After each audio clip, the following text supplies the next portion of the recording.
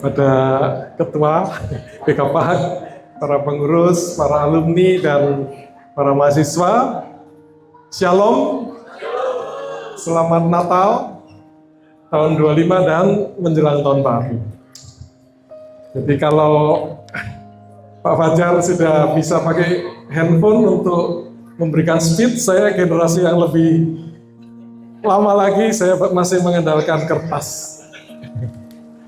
Jadi BKPAK ini salah satu dari organisasi yang saya mengikuti cukup intensif dari awalnya ya, tahun 98. Dan saya lihat dari semua yang hadir, saya umurnya sudah paling banyak. Tapi tadi seperti kata Pak Fajar, beberapa juga sudah nggak bisa mengejar, tetapi cukup senior sekarang ya. Pak Yandi, Pak Fajar sendiri saya ketemu sudah lama sekali. Ya. Beliau tampaknya rambutnya ingin menyamai saya. Ya. Yang lain adalah MRI ya, perusahaan di mana kami ikut mendirikan, itu berdiri 96. Dan saya sudah nggak pernah datang lagi karena di sana itu ya anak saya saja sudah menjadi salah satu direktur ya. Jadi yang lain masih muda-muda ya. Sekali-sekali saja saya muncul. Ada satu pelayanan lain yang saya juga cukup ikuti dari awal, itu kelompoknya Pak Bigman ya. Pak Bigman, saya menulis di situ bertahun-tahun sampai yang lain sudah nggak nulis lagi, saya tetap nulis. Dan ada juga persekutuan karyawan. Dan kalau saya diminta untuk mengisi, maka saya juga sudah paling umur. Satu-satunya organisasi yang saya ikut dan saya tidak paling umur alias paling tua adalah gereja saya. Gitu saudara ya. Jadi puji Tuhan kalau BKPAK semuanya lebih muda dari saya, berarti berhasil melakukan kaderisasi ya. Itu pembukaan saudara ya. Saya diminta memberikan pesan Natal 5 menit, kata Eka, mana sih Eka? Jadi dihitung mulai dari sekarang ya. Saya lihat nggak ada yang bawa pengingat ya, berarti saya agak bebas ya.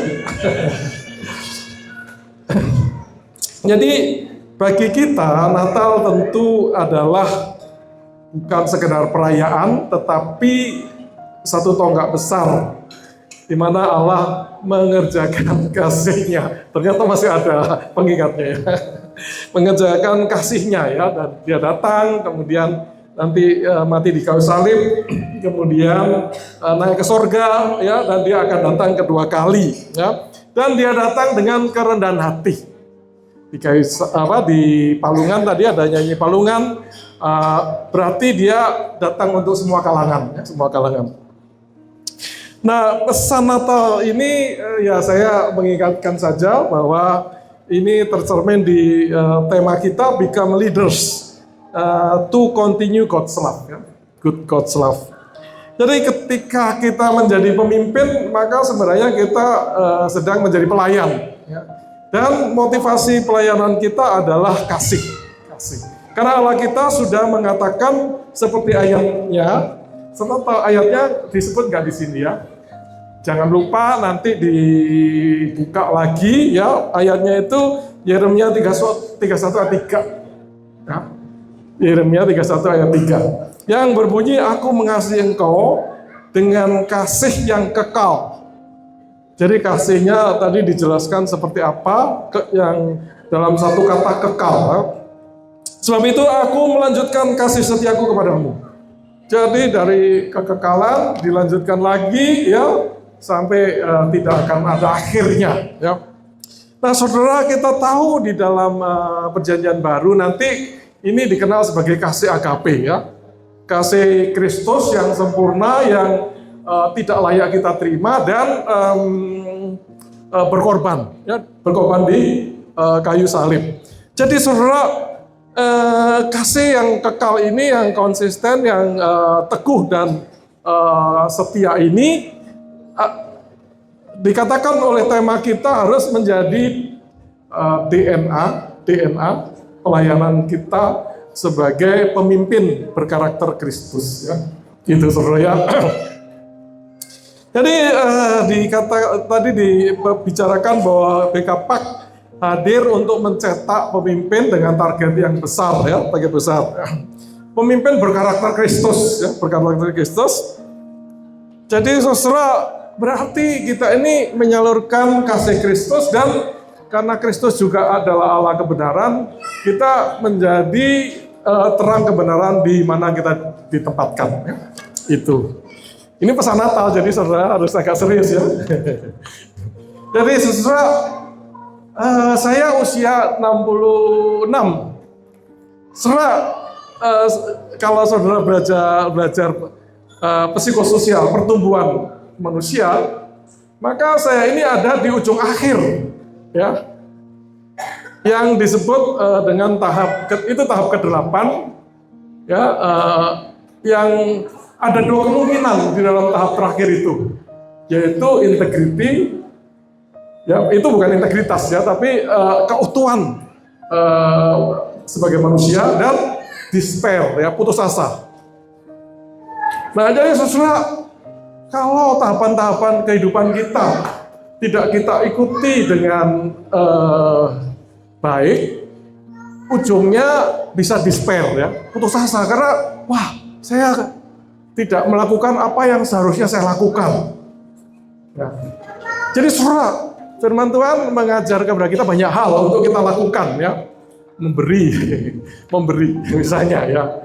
Saudara, kalau kita itu di dalam tahapan kehidupan kita, ya, tidak memberi, kemudian usia saya seperti saya, di mana umumnya sudah pensiun, kemudian tergerak untuk memberi, wah, saya nggak punya sesuatu untuk yang saya berikan. Jadi itu bisa membuat kita itu putus asa. Ya, nah, jadi saya ada di tahap itu, saudara, ya. Nah, kalau kita menjalani kehidupan itu dengan baik, lancar, ya, ya, kalau kita gampang, kita dipimpin oleh Tuhan, ya, melalui Roh Kudus, melalui Firman Tuhan. Kalau itu kita jalani, pada titik ini kita mengalami integritas saya, ya. Di mana saya bisa bersyukur atas kehidupan saya, ya, saya bisa melanjutkan kehidupan saya dengan tanpa rasa menyesal. Wah, saya kok sudah menjalani kehidupan yang salah jalan. Itu saudara, ya, saya sedikit berbagi ini karena ya menyambung tentang tema kita, dan ya saya paling umur, saudara, ya, jadi saudara akan mengalami seperti saya. Jadi jangan sampai saudara kemudian pada usia seperti saya menyesal, ya. Itu jadi saudara, itulah ini kita, ya, visi yang disampaikan oleh ketua kita, ya. Dan tentang jumlah itu adalah memang adalah iman kita, ya.